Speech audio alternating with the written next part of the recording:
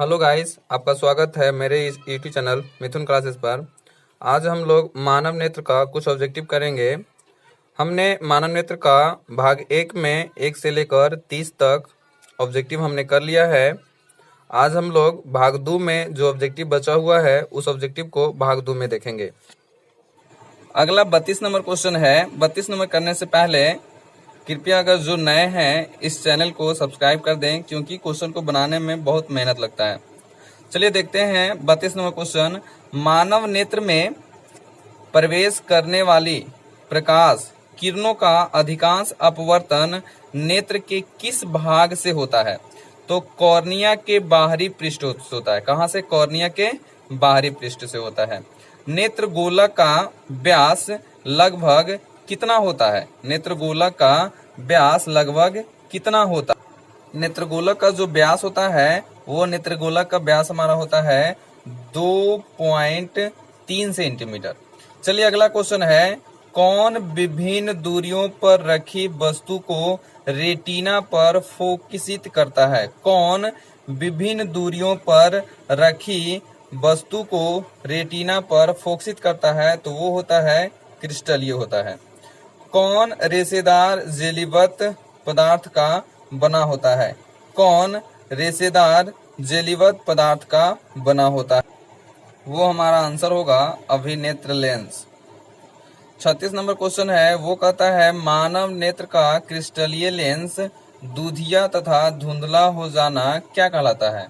मानव नेत्र का क्रिस्टलीय लेंस दूधिया तथा धुंधला हो जाना ये कहलाता है हमारा मोतियाबिंद। यह पूर्णतः बुजुर्ग व्यक्तियों में होते हैं, मतलब जिसका उम्र ज्यादा हो जाता है उन व्यक्तियों में मोतियाबिंद हो जाता है।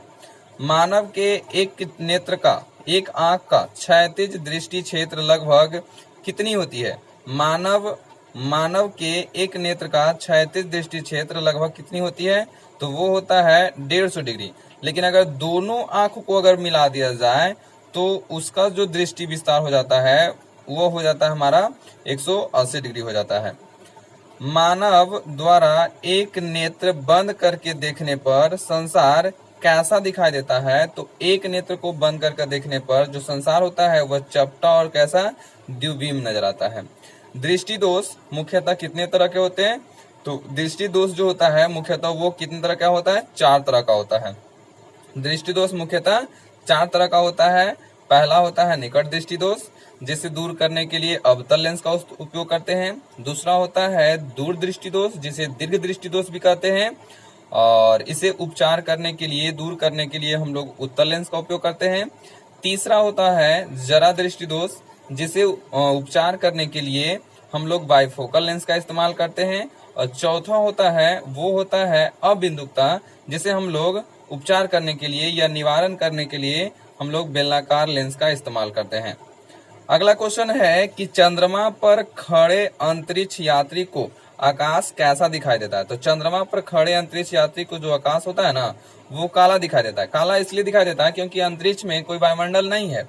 अब वायुमंडल नहीं होने के कारण प्रकाश का कोई प्रकीर्णन नहीं होता है। अब वहां अवशोषण हो जाता है, जिसके कारण आकाश कैसा नजर आता है? काला नजर आता है।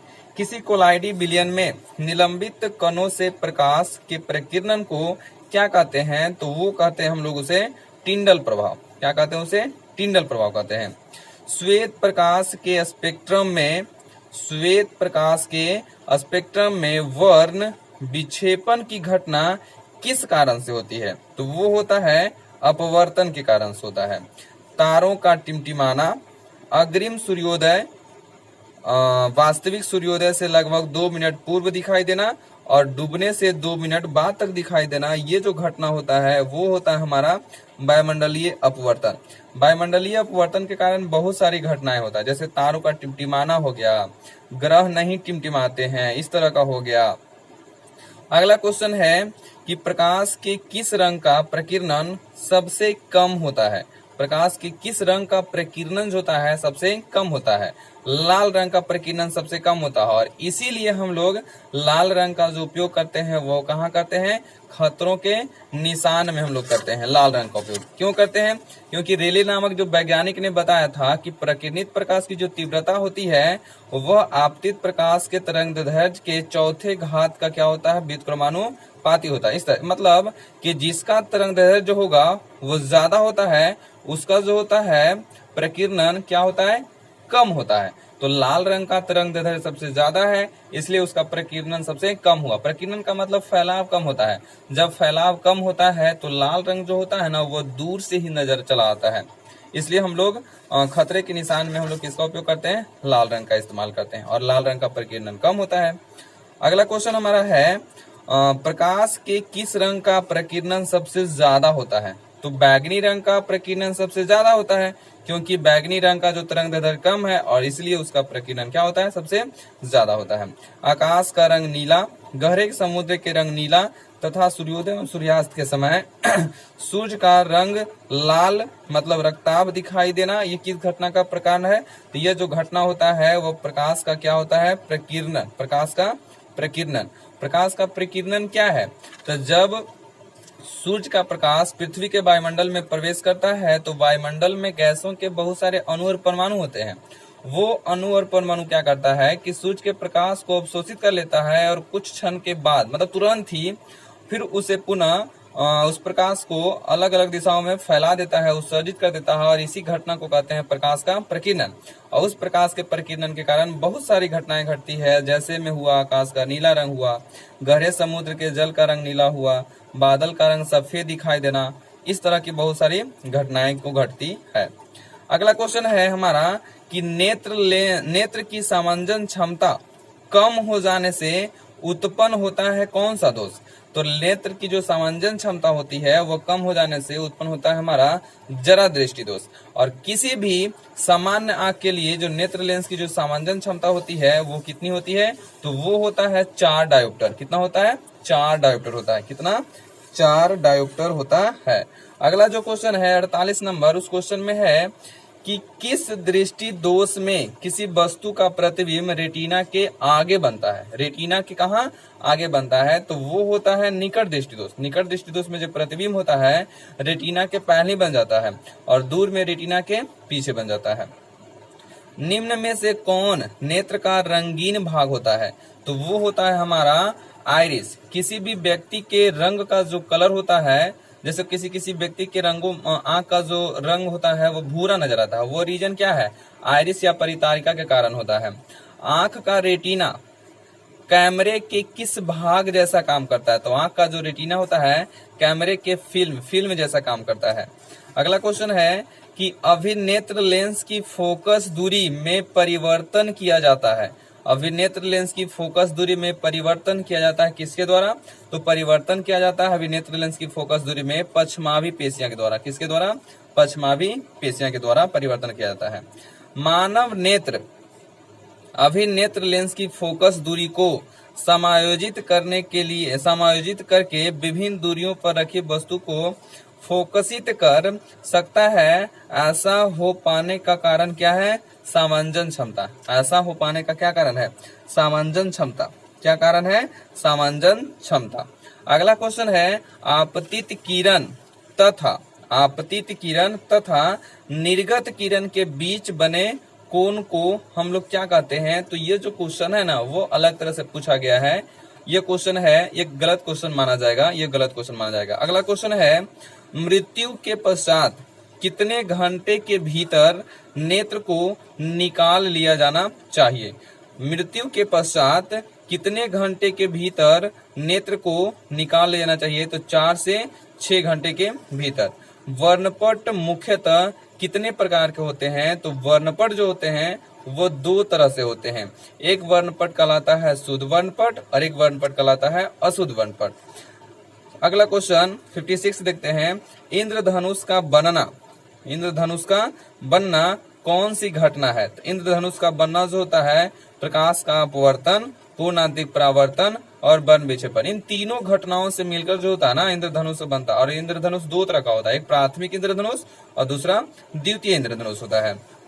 अगला है बाइफोकल लेंस के ऊपर में कौन सा लेंस होता है? तो बाइफोकल लेंस के ऊपर में होता है अवतल लेंस, और बाइफोकल लेंस के नीचे में होता है उत्तल लेंस। इन दोनों और इन बाइफोकल लेंस का इस्तेमाल किया जाता है किस दृष्टि दोष को दूर करने के लिए?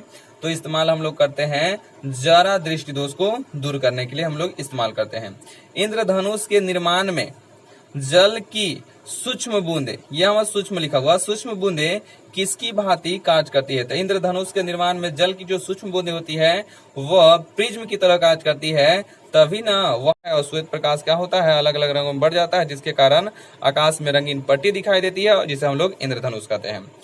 वायुमंडल में प्रकाश के किस वर्ण का प्रकीर्णन अधिक होता है? तो वायुमंडल में सबसे ज्यादा प्रकीर्णन होना चाहिए बैगनी का, लेकिन होता ही है बैगनी का, लेकिन जो हमारे आंखों की देखने की क्षमता होती है वो होती किसका? नीला का। बैगनी तो है नहीं इसमें, तो हम लोग नीला ही मारेंगे।